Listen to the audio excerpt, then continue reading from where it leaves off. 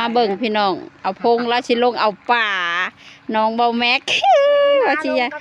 เด้ใบข้าวกับพ่อก็นั่งเบิ่งพุ่นน่ะจับอยู่นั่นแหละน้อยโอ้ยปิ่นทั้งบ่อมันลงบ่มาน่ะพอถึงแล้วเอาตอนนี้ลงน้อยพี่ทางเทิงพี่จุ่มลงน้ำมันปิ่นนี่ตอนนี้นี่เอาตอนนี้อันนั้นมาลงมาปิ่นบ่ปิ่นกำพื้นดิ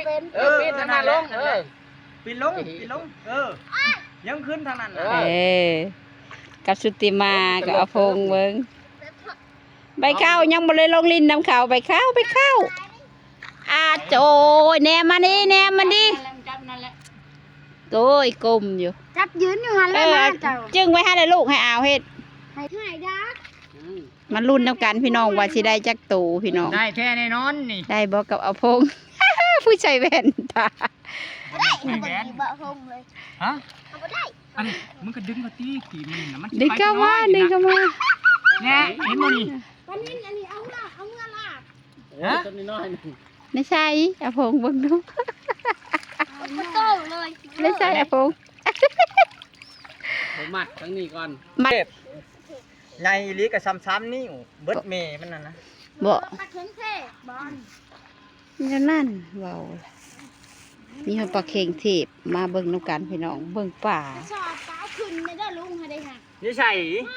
วันนั้นเขาว่าจะไว้ใส่ป่าที่ไหนเอาขึ้นนะเสือละมาเบิ่งโอ้พี่น้อยจะไปตั้งพี่น้อยพี่เบิ่งชุติมาพร้อมกับอ่าวถ้ากระชอนป่าสิได้มันบ่อยเลิก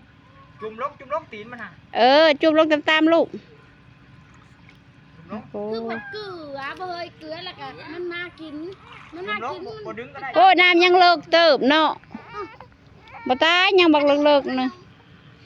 โจยบ่ข้าวเอ้ยจุ่มลงตีนมันนอนป่าเอ้ยหาวเลย